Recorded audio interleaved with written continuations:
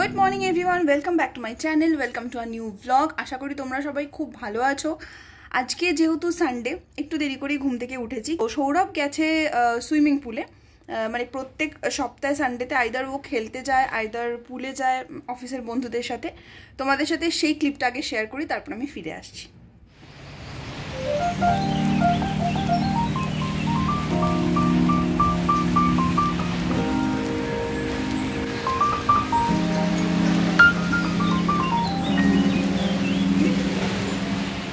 দেখতেই পেলে সৌরভ গেছিল পুলে, আর ও ফিরে এসছে।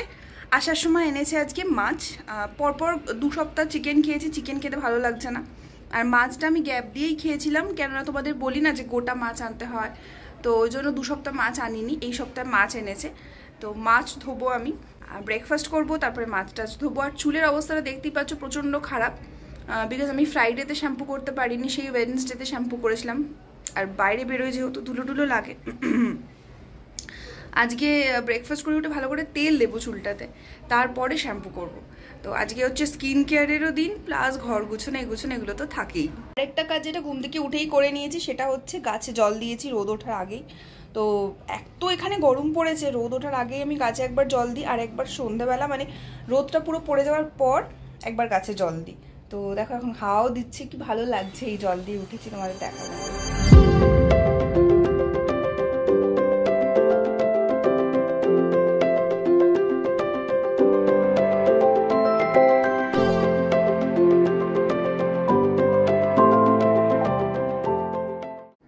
ওকে, সো এখন করছি ব্রেকফাস্ট।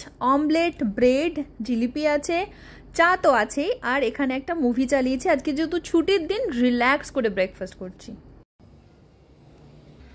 মাছটা এনে সৌরভ ডিপে ঢুকিয়ে দিয়েছিল, তো একটুখানি ওই জন্য জল দিয়ে আমি বরফটা গলতে দিয়েছি, কারণ ব্রেকফাস্ট করতে করতে বরফ হয়ে গেছে।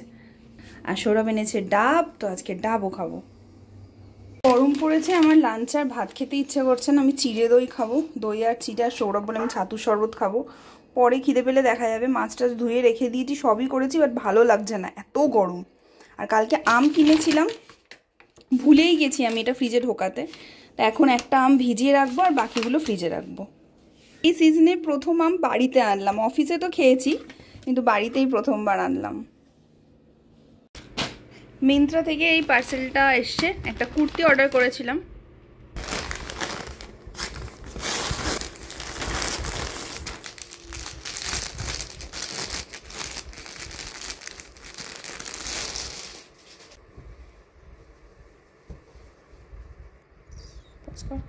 এই হচ্ছে কুর্তিটা, এরকম জংলা প্রিন্ট আমার প্রচণ্ড ভালো লাগে, তার মধ্যে অফিসে পরে যাওয়ার জন্য পারফেক্ট। কলার আছে এরকম সামনে বাটনওয়ালা কলার, এই ডিজাইনটাও আমার খুব ভালো লাগে। মিন্ত্রা থেকে নিয়েছি, একটা লেগিংস কেনার সময় এটা চোখে পড়লো, আর দারুণ লাগলো। আর পুরো পিওর কটন একদম, মানে গরমের জন্য পারফেক্ট। তোমাদের যদি ভালো লাগে আমাকে বলো, আমি লিঙ্কটা দিয়ে দেবো ডেসক্রিপশনে। এখন খুলে আমি দেখাচ্ছি না, কারণ পুরো আয়রনটা নষ্ট হয়ে যাবে। তো আমি যেদিনকে পরবো সেদিনকে তোমাদের খুলে দেখাবো। আমার মনে হচ্ছে স্লিভসটাও ফুল স্লিভই ছিল, হ্যাঁ 3/4 স্লিভস। এই দেখো, দেখে হয়তো বুঝতে পারছো, 3/4 স্লিভস। যেদিন পরবো তোমাদের সাথে ডেফিনেটলি শেয়ার করব। আর যদি আমি এই ভিডিওটা দেওয়ার আগে পড়ি, তাহলে আমি ক্লিপটা অ্যাড করে দেবো। মাছ ধোয়া হয়ে গেছে, সব ভাগ ভাগ করে রেখেছি। এটা আজকের ঝোলের, এটা একদিন হবে। আর মুড়ো দুটো আলাদা রেখেছি, তাতে বার করতেও সুবিধা হয়, রাখতেও সুবিধা হয়। আর সৌরভ আমাকে কেটে কুটে দিয়ে হেল্প করছে।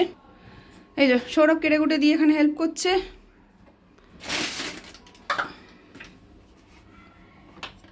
আমার এখানে রান্না চলছে, আলু, কাঁচকলা, বেগুন সব দিয়ে, একটু পেঁয়াজ আর রসুন ফোড়ন দিয়েছি, টমেটো দিয়েছি, ধনে জিরে গুঁড়ো দিয়ে একদম পাতলা পাতলা মাছের ঝোল আর ভাত। এই হচ্ছে আজকে রাতের মেনু। দুপুরে তো আমরা চিড়ে দই খেলাম, আর কিছু খেতে ইচ্ছা করছিল না, তো মোটামুটি রাত্রিবেলা আমরা 8:30 9টার মধ্যে খেয়ে নেব।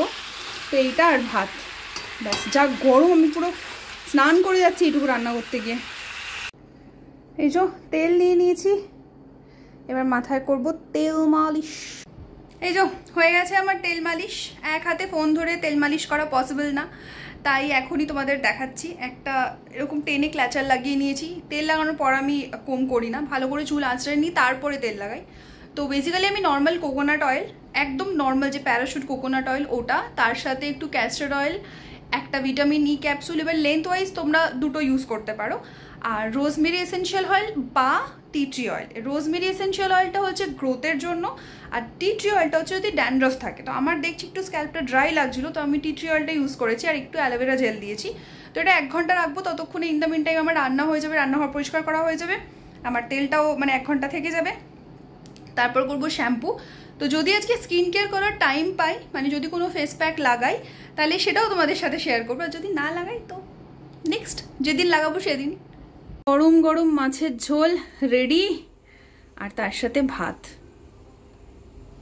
রান্নাবান্না করে আমার কাজ কমপ্লিট। সৌরভ এখানে বসিয়েছে একটু চা। সৌরভ বললে আমি তোকে এবার চা খাওয়াই একটু।